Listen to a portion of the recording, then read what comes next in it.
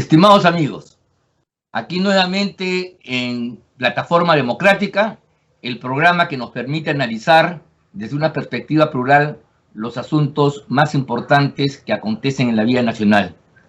Estamos nuevamente con Víctor Andrés García Belaúnde, Juan Cheput y Ángel Delgado en la conducción.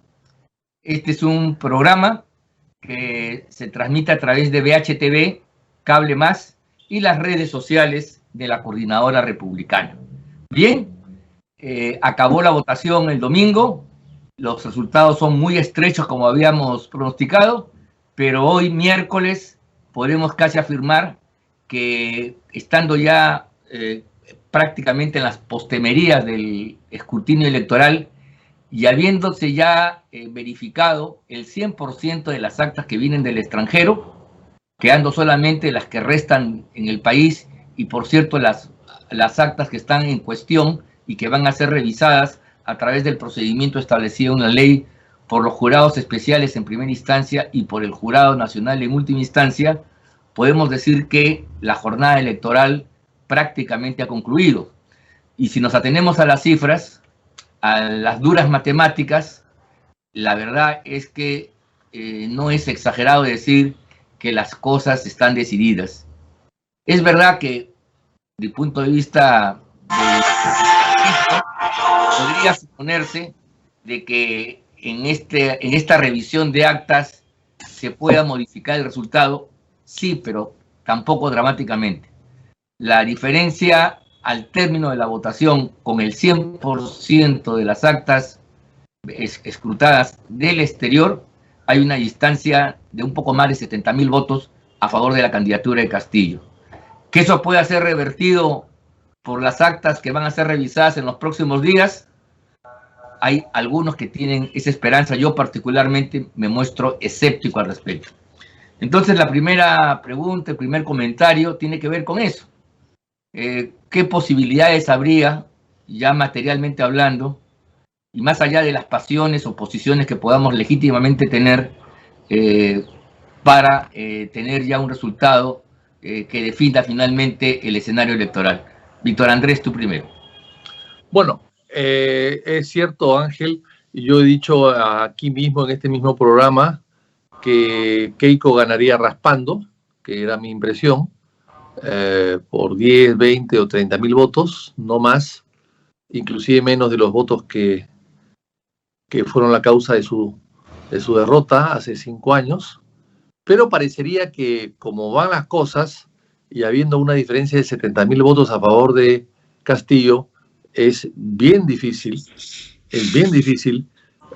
que esos 70,000 puedan anularse rápidamente y revertirse a favor de Keiko 5, 10 o 15 o 20,000 votos.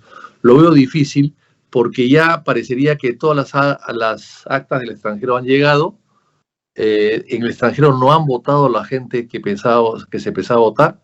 Siempre ha sido así. Yo, por ejemplo, soy una de las personas que me opuse muchísimo a darle curules a los peruanos que viven en el extranjero, porque los peruanos que viven en el extranjero, según una encuesta que hizo la Organización de Inmigraciones de las Naciones Unidas, están dedicados a lo suyo ahí en el extranjero. Están sobreviviendo, haciendo muchos esfuerzos para poder establecerse y no están pensando en el Perú, en los problemas del Perú. O, claro, son peruanos de corazón, por supuesto que sí, aman a su patria, a su familia, pero tienen otros problemas mucho más graves de adaptación, de idioma, de establecimiento, de residencia, etcétera, etcétera, etcétera. Entonces andan pensando más que en todo en cómo se pueden establecer, y sobre todo los que viven en Estados Unidos. Claro, en otros países menos arraigo, pero en Estados Unidos, los que viven en Estados Unidos, ellos buscan la residencia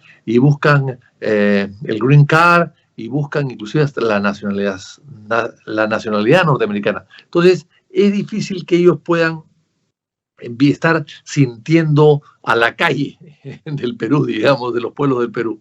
Y entonces, de los 950,000, siempre se ha dicho de 3 millones de peruanos fuera. No es verdad, no es verdad. Y si fuese verdad, pues ya han dejado de ser peruanos, muchos de ellos, o han fallecido o se han convertido en ciudadanos de diversos países.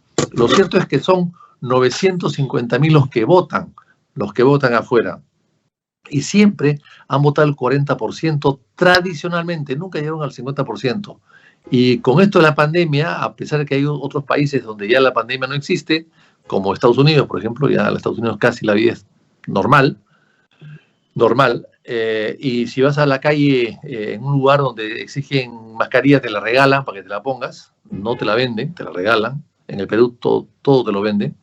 Y entonces, sin embargo, han ido a votar, parece que 400, no ni siquiera los 500 o 600 que votaron en las elecciones anteriores. 300.000 en realidad, es el 30% ha votado. El 30%. Bueno, ha superado un poquito la primera vuelta, porque en la primera vuelta votaron en un promedio del 18%, nada más. Ha subido. 18%.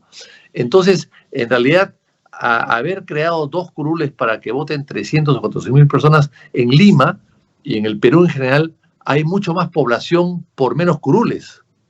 En Lima, en el Perú en general, y en Lima mucho más, hay 300.000 personas por curul.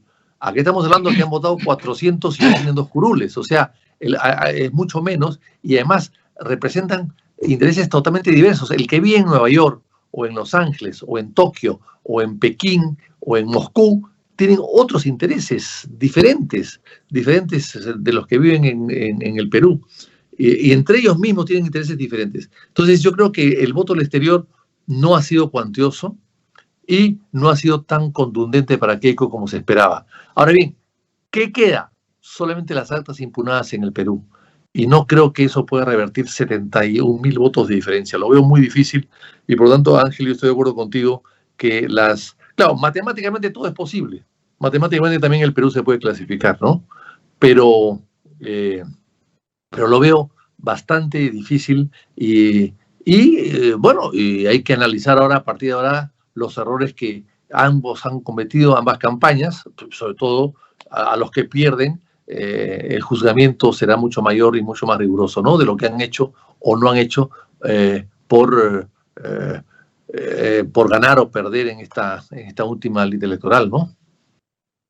Bueno, efectivamente, yo también coincido de que aquí se ha exagerado el voto en el extranjero y la verdad que yo no sé por qué hemos estado manejando una información absolutamente errada y no ha habido nadie que la corrija a tiempo.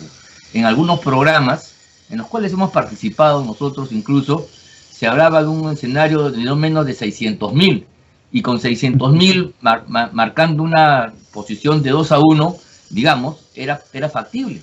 Pero la verdad, en la medida que avanzaban los resultados que venían de afuera, tú tenías, digamos, a partir de una ecuación matemática relativamente sencilla, una regla de 3, ¿no? Tú podías más o menos establecer que no había más de 300.000 votos, un poco más. Y la señora Keiko Fujimori ha tenido 200.000 y el señor Castillo 100.000. Eso no le da para poder recortar drásticamente o superar la votación que él alcanzó en las fronteras nacionales. Entonces, eso es un hecho, creo que hay que asimilarlo. Nosotros somos demócratas y tenemos que, aunque no nos guste, aceptar el veredicto del pueblo. Así es, pues, ¿no? Y pretender ahora que con las impugnaciones y las apelaciones, los mecanismos jurídicos, trastocar ese resultado, me parece no solamente inútil, sino incluso hasta imprudente desde una perspectiva democrática. Hay que, por supuesto, lo que está mal hay que corregirlo y hacer valer los derechos si es que ha habido irregularidad, pero la verdad, las esperanzas que muchos ponen en eso me parecen desmedidas. Yo, Juan, quería preguntarte primero cómo ves el panorama de estas elecciones, si esto puede cambiar o no, y empezar a introducir otro elemento, un poco las responsabilidades, porque este hecho que es contundente, que es decisivo para la vida nacional, no aparece de la nada, pues hay responsabilidades. ¿Cómo es posible, la pregunta que tenemos que hacernos, todas las fuerzas democráticas en su conjunto, con los sectores empresariales, no hayan podido en 2 meses, porque el lapso entre la primera y la segunda son casi 1 mes y 3 semanas, ¿ya? No hayan podido constituir un ejército de 100.000, 200.000 personeros para cubrir las 86.000 mesas que hay en todo el país, en todas partes. debidamente preparados, capacitados, con las garantías suficientes, y montar un centro de cómputo paralelo como siempre se ha hecho. Y de ese modo tener tú, antes que la OMPE, tus resultados y eso contrastarlos contra la verificación. ¿Cómo es posible que eso no se haya hecho a pesar que hemos sumado a todo el espectro democrático, incluyendo sectores empresariales, que recursos no les debe faltar si es que, como dicen, está de por medio de la salvación de la patria? Juan. Bueno, gracias. Un saludo para ti y para Vitocho. Es que ese es el problema, pues, cuando no hay talante político, ¿no? Mira, en el año 2000, cuando Víctor Andrés fue candidato a la presidencia de la República por Acción Popular, para la segunda vuelta, cuando se descubrió ya que había un fraude, un fraude evidente en la primera vuelta, se conformó una coordinadora de personeros técnicos que yo encabecé. Todos los partidos políticos, sin excepción, se unieron para enfrentar la segunda vuelta. Y teníamos reuniones sistemáticas, acudíamos a la OMPE, pedíamos el software, hasta que, bueno, Toledo decidió retirarse.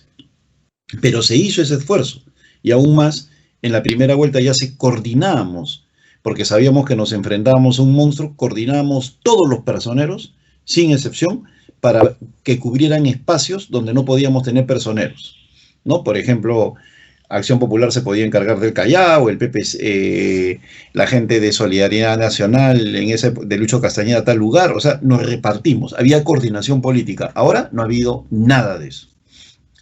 Y como ustedes bien han señalado, ha habido un sobredimensionamiento de expectativas en relación al voto del extranjero. En el año 2016 fue poco menos de 500.000, ese récord histórico de votación que hubo del extranjero, 426.000 votos más o menos. Y lo sé bien porque esa elección se disputó también palmo a palmo. Y ahí en el extranjero estuvieron empates Pedro Pablo y Keiko, casi virtualmente empatados, o sea, no fue un factor dirimente. Y ahora se ha reducido a 320.000, un tercio, lo cual es vergonzoso, tan vergonzoso como la votación de La Molina, de San Isidro, de San Borja, de Miraflores, en los cuales los índices de ausentismo han sido muy superior a la media histórica. O sea, se quejan ahora y no van a votar, ¿no? O sea, es gracioso. Pero por sobre todo esto era previsible, la ausencia de personeros y todo ese tipo de cosas. Y no ha habido coordinaciones políticas, a pesar de que los partidos y diversas personalidades le han tocado la puerta al fujimorismo para establecer alianzas. Y es por eso que Perú Libre ha hecho lo que se le da la gana. Muy similar a lo que hizo Montesinos en el año 2000. Mira, cualquier miembro de mesa sabe perfectamente que tú identificas los lugares donde tu adversario tiene mejores posiciones con el a boca de urna.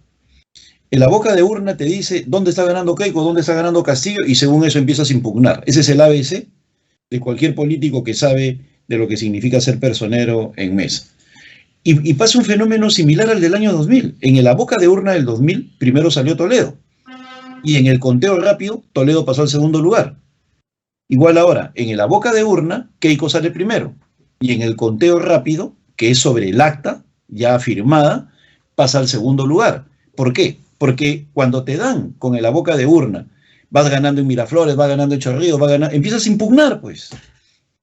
O sea, empiezas a observar las actas, qué sé yo, o a trabajar en cosas que sí creo que se tienen que investigar, como las que han sucedido en actas de Arequipa, de Puno, de Cajamarca, en la cual Keiko Fujimori tiene 0. Eso sí es una intentona de fraude, pero artesanal, no en la OMPE ni en el jurado. Es una intentona de fraude, al igual que lo hizo Montesinos, en la misma mesa electoral. Y se hace cuando no encuentras personeros. Mira, es imposible, así lo digo, imposible, que de 10 mesas en un colegio, 9 mesas Keiko tenga votos y en una tiene 0.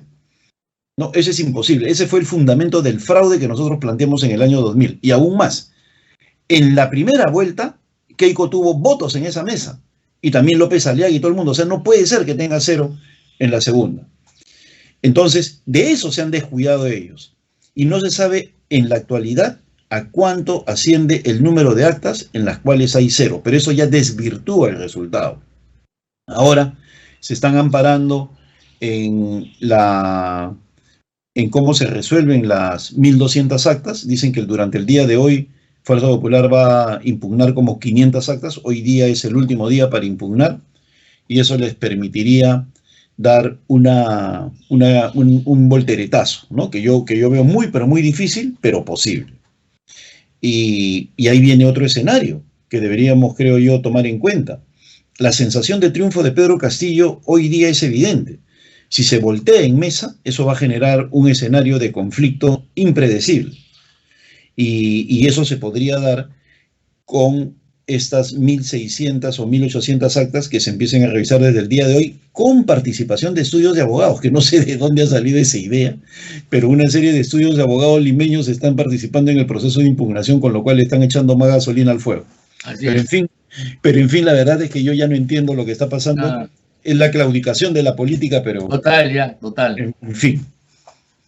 Sí, bueno, Juan, efectivamente lo último ya nos parece la ridiculez. Estamos un poco más, busquemos brujos también, pues, ¿no? Que hagan algún tipo de alquelar, un tipo de magia y puedan cambiar los resultados.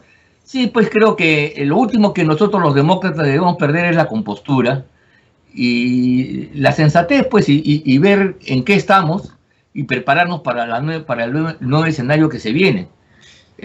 Yo veo que sí, que es muy difícil poder revertir eso y además eso sí sería una provocación para el otro lado que puede tener consecuencias muy graves. Además, sí es cierto todo lo que se ha dicho de nuestro lado, del lado de las fuerzas democráticas, de que la OMP y el jurado están sesgados, entonces tampoco, eso es un dato más para no hacerse muchas ilusiones por eso. Bueno, lo que yo quería plantearle a doctor Andrés es un poco el horizonte que viene. Vamos a suponer que el señor Castillo, con buenas o malas artes o no, y descuido del otro lado, se convierte en el presidente de la República. Esa es una hipótesis realmente, a algunos les asusta mucho, por cierto, creo que tienen razón, pero es muy probable. Aquí lo que se ha demostrado, creo yo, es una terrible falencia de liderazgo en las fuerzas democráticas para poder enfrentar una amenaza de esta naturaleza. Y por supuesto que no es de ahora.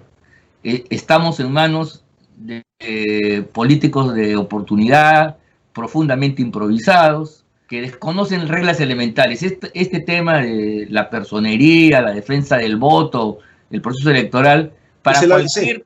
¿Ah?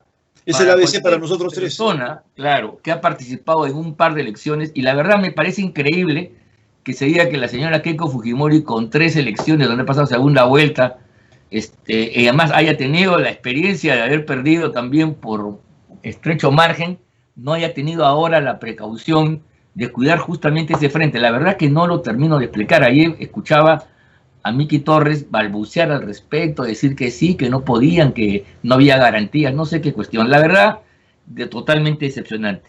Pero, Víctor Andrés, quería preguntarte cómo ves tú el horizonte del país en los próximos años y sobre todo qué debemos hacer las fuerzas democráticas para respetar el sistema de libertades y la república en general. Yo creo que antes de contestarte a la pregunta, Ángel, yo quisiera terminar un poco las ideas planteadas por Juan. Yo creo que esto viene de atrás. Esto viene desde Vizcarra y Kuczynski también, que lo lanzaron a Kuczynski, y ya un hombre casi octogenario, lo lanzan a la presidencia con un aparato montado de toda la derecha peruana, grupos económicos importantes, etcétera, lo lanzan y lo hacen triunfar por un pelo, ¿no? Y claro, se demostró lo que nosotros dijimos en su momento, que no era un candidato ideal, que estaba ya cargado de años, etcétera, etcétera, etcétera. Y lógicamente llevó pues a Vizcarra, elegido a dedo por él, como su póliza de seguro. Y claro, Vizcarra tomó el poder, fue parte de una conspiración, y bueno, y Vizcarra destruyó el país. Destruyó y quiso destruir a la clase política. Y quiso destruir algunas instituciones y destruir e intervenir. Y bueno, yo creo que, y con apoyo, por supuesto, de un sector importante de la sociedad y sobre todo de la prensa. Entonces, yo creo que todo eso debió llamar una reflexión en estas elecciones últimas y presentarse no 18 candidatos ni 22 como fueron originalmente, sino presentarse 2 o 3 y plantear las cosas de una manera diferente. Pero claro, hubo una lluvia de candidatos, muchos de ellos, o sea, normalmente en el Perú ha habido muchos candidatos de izquierda y pocos de derecha. Eso ha sido algo tradicional, los años 60, 80, 90. Pero acá no, acá el 2021 fue muchos candidatos de la derecha y pocos de izquierda, ¿no?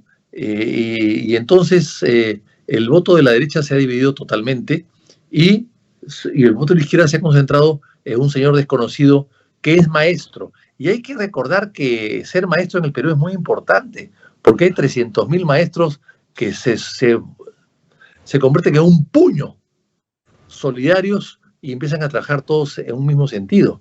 Y eso es lo que ha pasado. El partido de Keiko, que no está el partido, no está tan organizado y que no llamó a nadie, como bien lo ha dicho Juan, se enfrentó pues a una organización que es los maestros y que tienen miembros en todo el Perú, en todo el Perú. Por eso es que hay votaciones donde Keiko saca 0 y el señor Castillo saca 180 o 200 votos, 0. Eso es inédito, inaudito. Parte puede ser verdadero, parte puede ser irregular, trafiado, pero no me cabe la duda de que en esos pueblos la presencia de Keiko ha sido casi nula. Entonces, volviendo a lo anterior, ¿qué hacer ahora? Primero hay que hacer un estudio exacto de lo que ha pasado y que cada sector asuma sus responsabilidades. En el caso de ahora, ¿qué hacemos ahora? Yo creo que efectivamente el señor Castillo está próximo a ganar y acá van a producirse dos cosas. O gobierna Cerrón o gobierna Castillo. Y eso tendrá que decirlo Castillo. O gobierna Cerrón, que va a querer gobernar, o gobierna Castillo. Si gobierna Cerrón, bueno, ya vamos a saber qué cosa va a pasar, el modelo cubano, el modelo venezolano, sabe Dios qué cosa puede pasar. Si se impone Castillo, porque claro, no todos los que ponen a candidatos, sus candidatos puestos por ellos dependen de él. Quiso hacerlo Correa con Lenín Moreno y no pudo. No. Quiso hacerlo Álvaro Uribe con Santos y no pudo. Entonces, eso suele pasar. Los ahijados se levantan, se emancipan. Se desmarcan. Se desmarcan. Eso puede pasar. Entonces, si Castillo se desmarca de Cerrón, yo creo que va a ser un gobierno tipo Susana Villarán, un tipo de quizás cercano un poco a Velasco, con algunas reformas, pero reformas para captar más dinero, más recursos a la minería, a las AFPs, quizás a la educación, sí, que van a causar problemas, pero no creo que sea la quiebra del país. No lo veo como la quiebra del país, porque me parece que Castillo es más razonable, es más, digamos, equilibrado de lo que puede hacer Cerrón, que es un hombre ya convicto y confeso de una ideología. En cambio, Castillo lo veo más primitivo, más esponja, más dispuesto a aceptar cosas nuevas y diferentes. Y eso lo puede llevar a moderar un poco el programa, moderar bastante el programa de Cerrón, y con eso conducir a un país a buscar recursos a través de alguna serie de reformas que, algunas de ellas, a decir verdad, han sido necesarias o son necesarias hace mucho tiempo, ¿no? ¿Quién no quiere una reforma de las AFPs? ¿Quién no quiere, pues, intereses no usureros? ¿Quién no quiere, pues, el oligopolio de las farmacias, de las medicinas, etcétera, etcétera? Son distorsiones del mercado que no se han corregido en su momento. Bien, el enfoque es interesante. Yo coincido en el sentido que si hay un grado de racionalidad en quienes ganan las elecciones, y no hay que menospreciarlos, no hay que pensar que son ignorantes, como buena parte de la campaña se ha dicho, creo yo que no van a empezar a hacer grandes cambios en la reforma de la estructura económica del país. Efectivamente podrán gravar con más impuestos, etcétera, podrán reprogramar algunos contratos con empresas también, pero creo yo que van a hacer mucho énfasis, porque tengo yo la impresión, en medidas de impacto a la población para inyectar recursos y generar demanda. Podrían perfectamente hacer suyo el plan de medidas económico-sociales de Keiko Fujimori expuesto por el señor Carranza. A la propuesta de Vizcarra, a la propuesta del señor Castillo no le afecta pues para nada, al contrario lo favorece repartir el 40-50% del canon minero, etcétera, etcétera, ¿no? Hacer bonos para aquí, por allá, por ahí no va la cosa. Yo tengo la impresión que lo que va a buscar esta gente en el poder es consolidar poder, ganar más poder. Y entonces ahí el poder avanzar con la fuerza social que tienen en reformar la Constitución, creo que yo es fundamental. Pero no la reforma de la Constitución, como dicen los empresarios, en el campo del capítulo económico. Eso lo pueden dejar, porque esas son palabras en última instancia y declaraciones. Yo creo que con Manuel Moreira, no sé si Juan recuerda, pero nos decía a nosotros, a propósito en el Foro Democrático, decía que lo que quería el régimen de entonces era dos cosas. Primero, 2 artículos, el resto hazme tú lo que tú quieras. Todo el poder al dictador, al gobernante, y que el gobernante pueda reelegirse cuantas veces quiere. Cosa que efectivamente eso hizo Chávez, ¿no? Concentró poder y se religió. Eso hizo Morales, eso hizo Correa. Ese es lo que yo creo que está en cuestión. Y en cuanto a los empresarios, no sé qué te parece a ti, Juan, pero nosotros hemos visto aquí en el Perú la experiencia de los llamados altecos. No sé si tú recuerdas, Víctor Andrés, los altecos, que era un grupo, había gente muy importante, grandes empresas, que entendían las reformas de Velasco y tomaban almuerzo, té y cena, era altecos y comida, ese era el nombre. Y en Venezuela, recuerda tú que hay un concepto venezolano que se llama los enchufados. Los enchufados son aquellos grupos empresariales que se han vinculado al gobierno, hoy ya tienen ganancias millonarias, ¿no? Y conviven perfectamente con la miseria que reina en el resto del país. O sea, mucho cuidado. Toda sociedad, todo Estado necesita pues comerciar, hacer proyectos, obras, construcciones, y entonces va a tener que contar con el apoyo de un sector empresarial, y aquí en el Perú no habría mucha duda de personajes que no han tenido gran civismo y que han aplaudido la reforma de Vizcarra, por ejemplo, a pesar que eran inconstitucionales, en la medida que no se les toque la tasa de ganancia y el patrimonio y eso se les respete en lo fundamental, pueden perfectamente articularse con el señor Castillo y demás, ¿no? ¿Cómo ves tú el panorama en ese sentido? ¿Cómo ves tú los próximos meses de lo que va a suceder en el Perú? El mercantilismo es una institución, ¿no? Y en el Perú, creo yo, y aún más tú notas como en México hasta se han hecho fortunas gigantescas, mundiales, ¿no? Sobre la base de una buena relación con el gobierno de turno. Yo no dudo que acá va a haber un grueso sector de empresarios que se van a alinear de inmediato con Castillo y hasta lo van a apoyar. Como tampoco dudo de que en esos momentos hay preocupación en otro sector y se está manifestando en un dólar de casi 4 soles y una caída en la bolsa tremenda.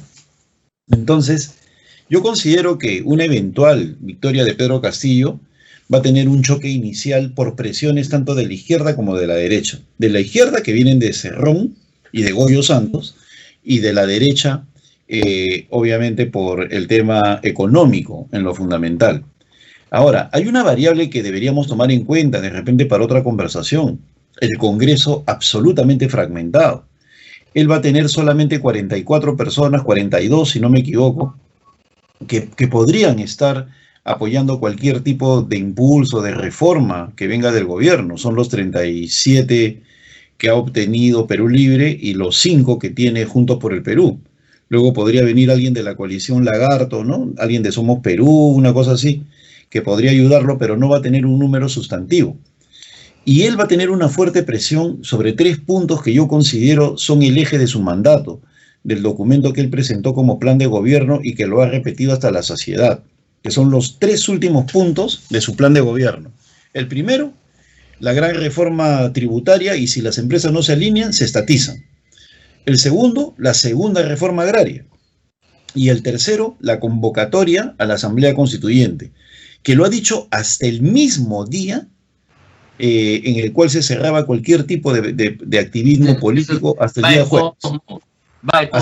Hasta el último día, ¿no? Lo ha repetido hasta la saciedad. Entonces, él va a tener una fuerte presión para tratar de cumplir esas 3 cosas, y creo yo que eso es lo que ha generado cierto nivel de animadversión en los grupos empresariales, que, como te decía, en este momento ya están generando problemas en el ámbito económico. El otro, el desorden típico de la izquierda, ¿no? Que, como decía Vitocho, la comparaba con Susana Villarán. Son tantos que hay que darle chamba a todos, pero yo creo que al final termina siendo un tremendo desorden. Pero a eso hay que agregarle la burocracia vizcarrista, que ha hecho la burocracia que ahorita está enquistada, por ejemplo, en el Ministerio de Educación, en el Ministerio de Salud, que es una burocracia muy bien remunerada, que está metida en todos los sectores del Estado, que ha trabajado activamente por la victoria de Pedro Castillo, con el único propósito de seguir manteniendo sus sueldos y salarios siderales, ¿no? Entonces, esa izquierda, ese grupo caviar, ese grupo de progresistas, ese grupo de gente que está metida en el Estado desde Ollanta, desde el 2011, va a permitir que, en cierta manera, por inercia, el Estado siga trabajando, simplemente por inercia. Entonces, en un primer instante no va a ser necesariamente caótico. Caótico va a ser cuando transcurre el tiempo y se paralice la inversión privada, cuando del exterior veamos de que somos un país no calificado como para nuevos préstamos, y sobre todo por la gigantesca presión social que él no va a poder cumplir. No olvidemos que ese pacto que hay entre los medios de comunicación y el vizcarrismo va a continuar, por lo tanto él va a tener su luna de miel mediática, en la cual van a tratar de perdonar todos los errores, pero al final los problemas van a aflorar sin ninguna duda. Ahora, yo tengo información ya para culminar de que los números favorecerían a Keiko Fujimori ampliamente, por 20.000, en el supuesto de que se resuelvan estas impugnaciones. Entonces, el mensaje que quisiera dar ya en esta última ronda es que respetemos y esperemos con tranquilidad los resultados, que al día de hoy nada está dicho. La sensación de triunfo de Pedro Castillo es simplemente eso, una sensación. No puede haber ningún tipo de proclamación de triunfo sin que no se haya contado, escrutado el último voto. Y para eso todavía falta por lo menos una semana. Sí, tienes razón. Ese es un llamado a la responsabilidad política de todos los actores. Tenemos que esperar, pues, que lleguemos al minuto final. Un partido de fútbol termina cuando el árbitro levanta la banderín y da el pitazo final, y lo contrario es, pues, es contraproducente, por lo menos para la estabilidad del régimen democrático. Y sí, yo creo que estamos coincidiendo en que necesariamente no va a ser caótico al comienzo. Esta conjunción de gente de izquierda, caviares, que tienen experiencia de gobierno, porque han gobernado con Vizcarra, vienen de la época de Humala incluso, le puede dar cierta normalidad a la administración del Estado. Y claro, las medidas se van a dar ya de acuerdo a las circunstancias. Pero el problema de fondo, creo yo, es que creo que el Perú bicentenario necesita de un nuevo liderazgo político. Creo que está clarísimo que quienes han levantado la bandera de la democracia para defenderse en los últimos años, la verdad que no han tenido la talla ni para garantizar este régimen, ni para enfrentar al señor Castillo. No lo pudieron hacer con Vizcarra, han sido derrotados por las razones que estamos aquí comprendiendo. Creo que es la oportunidad de poner al frente. Si queremos enfrentar al Castillo, al comunismo, a la dictadura, a lo que viene al chavismo, no podemos hacerlo con el liderazgo de personajes que están ahora, que han competido. Quizás alguno de ellos se podría salvar, pero que han competido en general en estas elecciones. Creo que eso es un tema fundamental. Y si no, y si los sectores democráticos, incluyendo los empresariales, los propietarios, aquellos que tienen cosas que perder, no entienden que tienen que apoyar a la formación de cuadros políticos de primer nivel para que defiendan el régimen de libertades, de democracia, estamos perdidos. Por ahí hay una tarea fundamental. Como nunca se siente el vacío de gente que tenga peso, en realidad como ustedes, por ejemplo, para poder enfrentar. Ni siquiera hay voceros. Hoy día en el campo fujimorista hay las puertas están cerradas, hay un silencio de resignación y están confiando en los grandes estudios, en los abogados que van a resolver lo que ellos no han podido como políticos ganar en la cancha.